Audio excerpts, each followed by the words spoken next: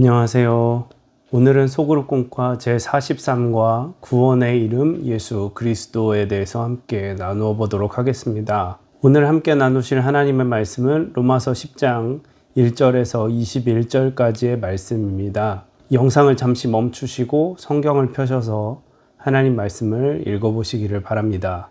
네, 말씀을 다 읽어보셨으면 서론을 읽어보면서 오늘의 내용을 파악해 보겠습니다.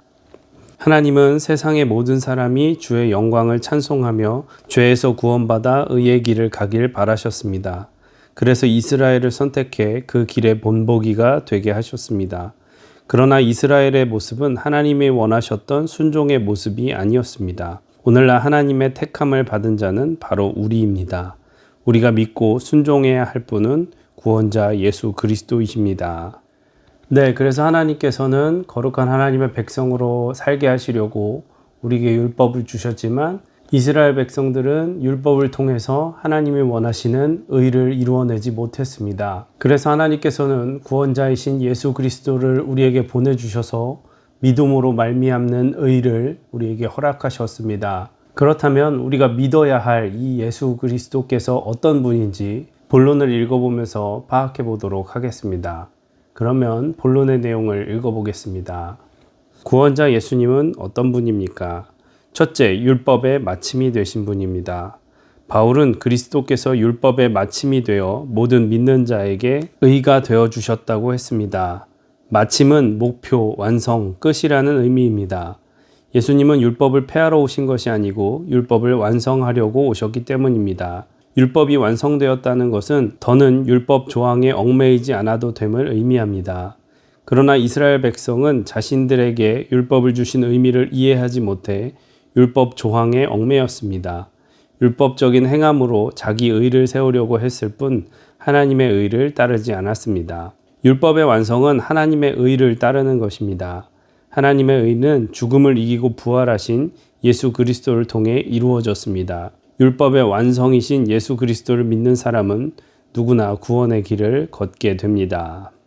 네, 그래서 우리가 읽어본 바처럼 예수님께서 오심은 이전에 주셨던 율법을 폐하여서 없애버리시려고 한 것이 아니라 예수님을 통하여서 율법이 원하시는 하나님의 뜻을 만족하게 하시기 위하여 오셨습니다. 율법이 가진 하나님의 뜻은 하나님을 사랑하고 그와 같이 이웃을 사랑하는 것이었습니다. 그래서 예수님께서 이 땅에 오셔서 십자가를 지심으로 우리의 죄를 대속하시고 하나님과의 관계를 회복하셨습니다. 그러므로 우리는 예수 그리스도를 통하여서 하나님을 예배할 수 있습니다. 또한 예수님의 값없는 사랑을 받은 우리는 그 사랑으로 말미암아 이웃을 사랑할 수 있는 능력을 얻습니다. 그렇기 때문에 예수님이 오셔서 율법을 완성하시고 우리로 하여금 예수님을 믿음으로 율법이 요구하는 바 하나님의 의를 이룰 수 있게 하신 것입니다.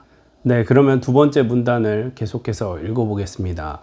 둘째, 모든 사람을 구원에 이르게 하는 분입니다.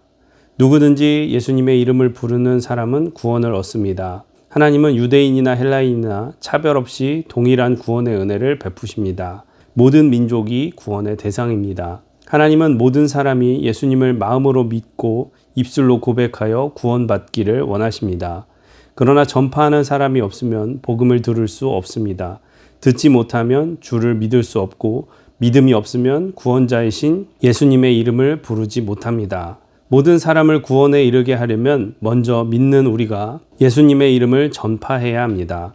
우리가 전하지 않으면 끝까지 복음을 들을 수 없는 사람들이 많습니다. 기쁜 소식을 전하는 이들의 발이 얼마나 아름다운가 하는 감탄의 표현이 우리를 향한 말이 되도록 계속 전해야 합니다. 네, 그래서 오늘 본문에서는 사람이 구원에 이르는 것은 마음으로 믿고 입으로 시인하여 구원에 이른다고 하셨습니다. 이것은 얼핏 생각하면 굉장히 쉬워 보이는 방법인데요. 하나님께서 예수 그리스도를 통하여서 이렇게 쉬운 복음의 길을 열어주신 것은 바로 모든 사람이 하나님을 믿음으로 그 의의 길을 이루기를 원하시는 하나님의 사랑의 마음이 담겨져 있기 때문입니다. 그리고 그 사랑을 깨닫고 믿은 우리는 이제 그 사랑을 전해야 할 의무가 있습니다.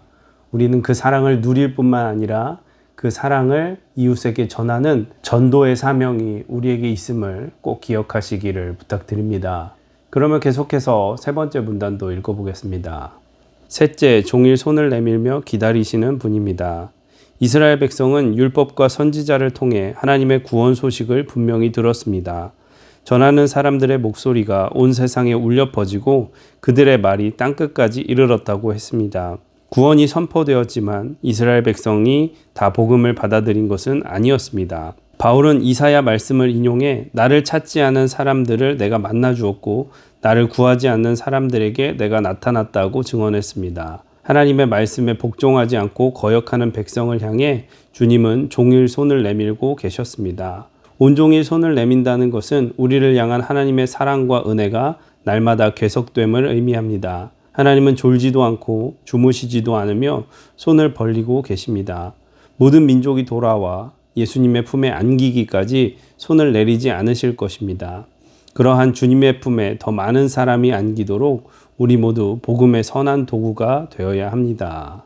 네, 그래서 하나님의 구원은 우리 인간의 노력에 의한 하나님의 응답이 아니라 인간의 성취에 대한 하나님의 보답이 아니라 전적으로 하나님의 은혜와 사랑의 행위임을 우리가 알아야 합니다. 오늘 바울이 인용한 이사야서처럼 우리는 하나님을 찾지 않았지만 예수 그리스도께서 이 땅에 오셨고 우리가 아직 구하지 않았을 때에 우리의 죄를 대속하셔서 십자가에 달려 죽으셨습니다. 그러므로 하나님의 이러한 신실하고 일방적인 은혜와 사랑에 우리가 반응하는 것은 오직 믿음뿐이라는 것을 꼭 기억하시기를 바랍니다. 하나님은 우리가 믿음으로 반응하기를 손을 내밀고 기다리고 계십니다. 또한 우리를 통하여 더 많은 사람들이 주님 품에 안기도록 기다리고 계시는 분이라는 것을 꼭 기억하시기를 부탁드립니다.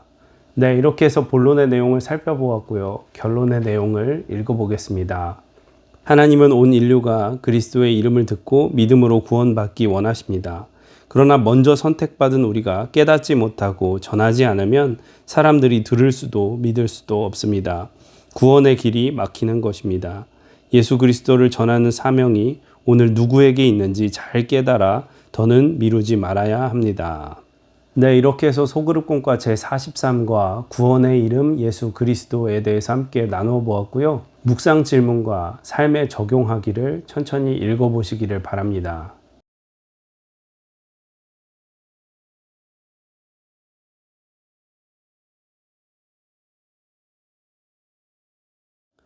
묵상 질문과 삶에 적용하기를 다 읽어보셨으면 오늘 하나님께서 주신 마음을 붙잡고 기도하시고 또 교회 여러 중보 기도를 하신 후에 마치시면 되겠습니다. 수고 많으셨습니다. 감사합니다.